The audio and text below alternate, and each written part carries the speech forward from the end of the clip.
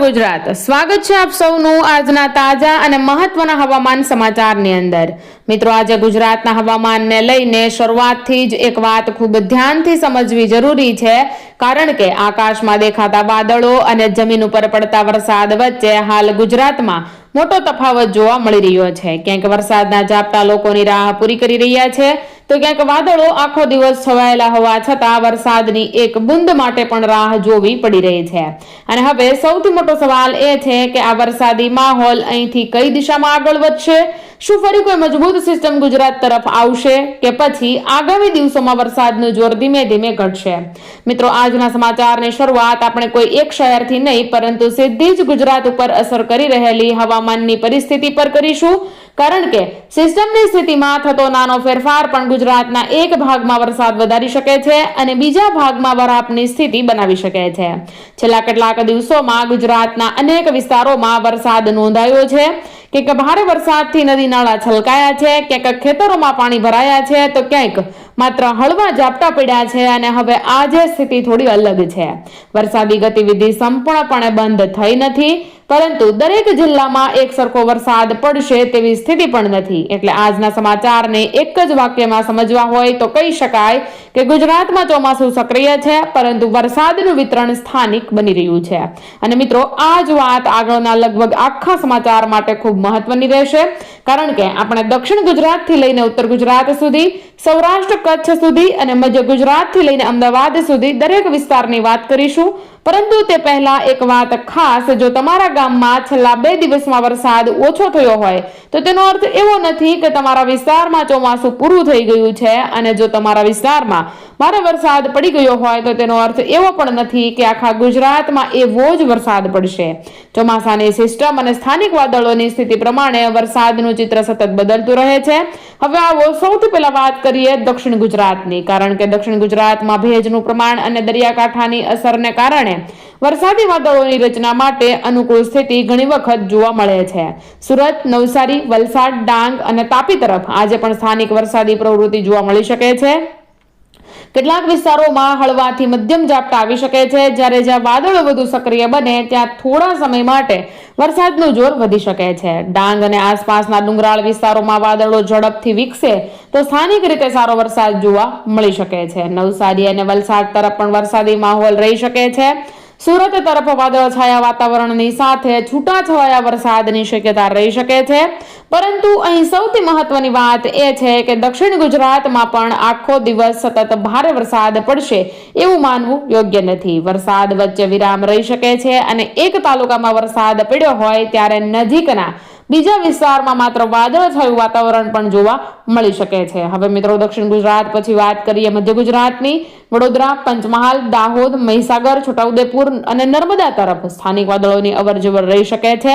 દાહોદ અને પંચમહાલ તરફ ગાજવીજ સાથે વરસાદી ઝાપટા આવી શકે છે। છોટાઉદેપુર અને નર્મદા તરફ ડુંગરાળ વિસ્તાર હોવાથી વરસાદી વાદળો સક્રિય થાય ત્યારે સ્થાનિક રીતે વરસાદનું જોર વધી શકે છે। વડોદરા તરફ પણ વાદળછાયા વાતાવરણની સાથે છૂટાછવાયા વરસાદની શક્યતા રહી શકે છે। હવે આવીએ છીએ ઉત્તર ગુજરાત તરફ। બનાસકાંઠા, પાટણ, મહેસાણા, સાબરકાંઠા અને અરવલ્લી તરફ સ્થાનિક વરસાદી વાદળોની રચના થઈ શકે છે। દાતા, અંબાજી, ખેડબ્રહ્મા અને આસપાસના વિસ્તારોમાં ડુંગરાળ ભૂપ્રદેશને કારણે વાદળો સક્રિય થાય તો થોડા સમય માટે વરસાદનું જોર વધી શકે છે। હિંમતનગર, ઈડર, મહેસાણા, વિસનગર, ઊંઝા અને પાટણ તરફ પણ છૂટાછવાયા ઝાપટા જોવા મળી શકે છે, પરંતુ ઉત્તર ગુજરાત માટે પણ એ જ વાત લાગુ પડતી હોય છે। તો મિત્રો, સ્થાનિક વરસાદ એટલે દરેક જગ્યાએ વરસાદ નહીં, કોઈ એક ગામમાં સારો વરસાદ પડે અને થોડા અંતરે આવેલા બીજા ગામમાં વરસાદ ન પડે, આવી સ્થિતિ ચોમાસામાં સામાન્ય છે। હવે મિત્રો, નજર કરીએ સૌરાષ્ટ્ર ઉપર। તો મિત્રો, સૌરાષ્ટ્રમાં રાજકોટ, જામનગર, અમરેલી, જુનાગઢ, ગીર સોમનાથ, ભાવનગર, બોટાદ, મોરબી, સુરેન્દ્રનગર અને દેવભૂમિ દ્વારકા તરફ સ્થાનિક વરસાદી પ્રવૃત્તિ રહી શકે છે। અમરેલીના કેટલાક વિસ્તારોમાં વાદળો સક્રિય થાય તો વરસાદી ઝાપટા આવી શકે છે। જુનાગઢ અને ગીર સોમનાથ તરફ પણ વરસાદી માહોલ રહી શકે છે। રાજકોટ તરફ સ્થાનિક વાદળોની રચના થાય તો વરસાદ થઈ શકે છે અને જામનગર અને દેવભૂમિ દ્વારકા તરફ પણ દરિયાકાંઠાની ભેજવાળી હવાના કારણે વાદળોની અવરજવર જોવા મળી શકે છે। પરંતુ સૌરાષ્ટ્ર માટે સૌથી મહત્વની વાત એ છે કે હાલમાં એક જ આગાહીથી સમગ્ર સૌરાષ્ટ્રમાં ભારે વરસાદ થશે એવું કહી શકાય નહીં। વરસાદનું પ્રમાણ વિસ્તાર પ્રમાણે બદલાઈ શકે છે। હવે વાત કરીએ કચ્છની, તો મિત્રો કચ્છમાં ભુજ, ગાંધીધામ, અંજાર, માંડવી, મુદ્રા અને નખત્રાણા તરફ વાદળોની અવરજવર રહી શકે છે। કચ્છમાં વરસાદનું વિતરણ ઘણી વખત ખૂબ જ સ્થાનિક રહે છે, એટલે એક વિસ્તારમાં વરસાદ અને થોડા કિલોમીટર દૂર વરસાદ વગરનું વાતાવરણ પણ તમને જોવા મળી શકે છે। કચ્છના ખેડૂતો માટે આગાહી હવામાનની સિસ્ટમ ખૂબ મહત્વની હોય છે, કેમ કે આગામી હવામાનની સિસ્ટમ જે છે એના કારણે જો નવી સિસ્ટમ ગુજરાત તરફ અનુકૂળ બને તો કચ્છમાં પણ વરસાદી સ્થિતિ ઝડપથી બદલાઈ શકે છે। હવે મિત્રો અહીંથી વાત આવે છે આગામી વરસાદી રાઉન્ડની, તો મિત્રો હાલની સ્થિતિમાં ચોક્કસ તારીખે આખા ગુજરાતમાં ભારે વરસાદ આવશે એવું કહેવું યોગ્ય નથી। નવી સિસ્ટમ ક્યારે બને, તેનું સ્થાન શું રહે અને તેની દિશા ગુજરાત તરફ છે કે નહીં તેના આધારે આગાહી વધુ સ્પષ્ટ બનશે। એટલે આજે જો કોઈ સોશિયલ મીડિયાના માધ્યમથી કે કોઈ મેસેજમાં ચોક્કસ ગામના નામ સાથે ભારે વરસાદની વાત કરવામાં આવે તો તેને તરત જ સત્તાવાર આગાહી માનવી નહીં। હવામાનમાં ફેરફાર થતો રહે છે અને નવા ડેટા પ્રમાણે આગાહી પણ બદલાય છે। તો હવે મિત્રો આ સાથે એક બીજી ચર્ચા પણ ગુજરાતમાં ખૂબ જ જોવા મળતી હોય છે અને તે છે અત્યારે હાલ મઘા નક્ષત્ર અને વરસાદ। મિત્રો ગુજરાતના ખેડૂતો અને વડીલોમાં નક્ષત્ર પ્રમાણે વરસાદની આગાહી કરવાની પરંપરા જૂની છે। મઘા નક્ષત્રને લઈને પણ અલગ અલગ લોક માન્યતાઓ છે। ઘણા લોકો માને છે કે નક્ષત્ર પ્રમાણે વરસાદનું સ્વરૂપ બદલાય છે, પરંતુ વૈજ્ઞાનિક રીતે વરસાદ નક્ષત્રથી નક્કી થતો નથી। વરસાદ માટે હવામાનનું દબાણ, ભેજ, પવનની દિશા, ચોમાસાની ટ્રફ અને વરસાદી સિસ્ટમ જેવી બાબતો મહત્વની હોય છે।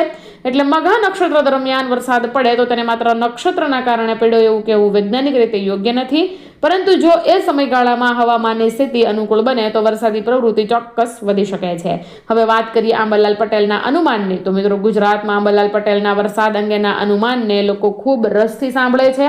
ખાસ કરીને ખેડૂતો તેમના અનુમાનને લઈને ઉત્સુક રહે છે, પરંતુ મિત્રો અહીં આપણે એક મહત્વની વાત સમજવી જોઈએ, કેમ કે આંબાલાલ પટેલનું અનુમાન અને હવામાન વિભાગની સત્તાવાર આગાહી એક જ વસ્તુ નથી। એટલે કોઈ અનુમાનમાં ચોક્કસ તારીખ કે વરસાદી રાઉન્ડની વાત કરવામાં આવી હોય તો તેને અનુમાન તરીકે જોવું અને સત્તાવાર ચેતવણી માટે હવામાન વિભાગની માહિતી તપાસવી વધુ યોગ્ય રહેશે। એ જ રીતે પરેશભાઈના નામે સોશિયલ મીડિયા પર ફરતી વરસાદી આગાહીઓ અંગે પણ મૂળ અને ચકાસેલી માહિતી વગર ચોક્કસ ગામ કે તારીખ માટે પાકી આગાહી માનવી યોગ્ય નથી। મિત્રો આપણે હવામાનની વાત કરીએ ત્યારે એક વાત હંમેશા યાદ રાખવી જોઈએ કે હવામાન ડરાવવા માટે નથી, પરંતુ સમજાવવા માટે હોય છે। તો મિત્રો વરસાદની શક્યતા હોય ત્યારે સાવચેતી રાખવી, ખેડૂતો પોતાના ખેતરની સ્થિતિ પ્રમાણે આયોજન કરે અને ગાજવીજ દરમિયાન ખુલ્લા વિસ્તારમાં ન રહેવું એ સૌથી મહત્વની બાબતો છે। ખાસ કરીને જો ભારે ગાજવીજ થતી હોય તો ખુલ્લા ખેતરમાં કામ કરવાનું ટાળી દેવું, મોટા વૃક્ષ નીચે આશરો ન લેવો અને વીજળીના થાંભલા કે ખુલ્લા વાયરથી દૂર રહેવું, પાણી ભરાયેલા રસ્તા અને કોઝવે પરથી જોખમ લઈને પસાર ન થવું। હવે મિત્રો આજની સમગ્ર સ્થિતિને ફરી એકવાર સમજીએ તો દક્ષિણ ગુજરાતમાં વરસાદી પ્રવૃત્તિ ચાલુ રહી શકે છે, મધ્ય ગુજરાતમાં સ્થાનિક ઝાપટા આવી શકે છે અને ઉત્તર ગુજરાતમાં છૂટાછવાયા વરસાદની શક્યતા રહી શકે છે। સૌરાષ્ટ્રમાં સ્થાનિક વાદળો સક્રિય રહી શકે છે અને કચ્છમાં વરસાદનું પ્રમાણ સ્થાનિક રહી શકે છે અને આગામી દિવસોમાં નવી સિસ્ટમની સ્થિતિ પ્રમાણે વરસાદી ચિત્રમાં ફેરફાર થઈ શકે છે। હવે જેમ આપણે શરૂઆતમાં કહ્યું હતું તેમ સમગ્ર ગુજરાતની વાત કર્યા પછી અંતમાં આવીએ અમદાવાદ ઉપર। અમદાવાદમાં વાદળછાયા વાતાવરણની સાથે સ્થાનિક વરસાદી ઝાપટાની શક્યતા રહી શકે છે, પરંતુ શહેરના દરેક વિસ્તારમાં એકસરખો વરસાદ પડે એવું જરૂરી નથી। એક વિસ્તારમાં વરસાદ અને બીજા વિસ્તારમાં માત્ર વાદળછાયા વાતાવરણ રહે એવી આવી સ્થિતિ પણ બની શકે છે। ગાંધીનગર અને આસપાસના વિસ્તારોમાં પણ સ્થાનિક વાદળોની રચના થઈ શકે છે। એટલે અમદાવાદ માટે હાલની સ્થિતિને સરળ ભાષામાં કહીએ તો વરસાદની શક્યતા છે, પરંતુ દરેક વાદળને ભારે વરસાદનો સંકેત માનવું યોગ્ય નથી। તો મિત્રો આજના હવામાન સમાચારનો સૌથી મોટો સંદેશ એટલો જ છે કે ગુજરાતમાં ચોમાસું હજુ સક્રિય છે, પરંતુ વરસાદનું વિતરણ સ્થાનિક બની રહ્યું છે અને સિસ્ટમની સ્થિતિમાં ફેરફાર થશે તો આગાહી પણ બદલાઈ શકે છે। તેથી તમારા વિસ્તારમાં વરસાદ પડ્યો હોય તો કમેન્ટમાં ગામનું નામ, તાલુકો અને જિલ્લો લખજો। તમારા વિસ્તારમાં કેટલો વરસાદ થયો છે, હાલ વાતાવરણ કેવું છે અને ખેતરમાં પાણીની સ્થિતિ કેવી છે તે પણ જણાવજો, કારણ કે ગુજરાતનું સાચું હવામાન માત્ર મોટા શહેરોથી નક્કી થતું નથી। ગુજરાતના દરેક ગામના આકાશમાં ચોમાસાની પોતાની એક અલગ કહાની હોય છે। તો મિત્રો આ હતા આજના તાજા નવા હવામાન સમાચાર। તો મિત્રો ફરી મળીશું નવા હવામાન ડેટા, નવી સિસ્ટમ અને સમગ્ર ગુજરાતના તાજા વરસાદી સમાચાર સાથે। ત્યાં સુધી સાવચેત રહેજો, સુરક્ષિત રહેજો અને સત્તાવાર હવામાન માહિતી ઉપર નજર રાખતા રહેજો। નમસ્કાર ગુજરાત, જય માતાજી, જય દ્વારકાધીશ।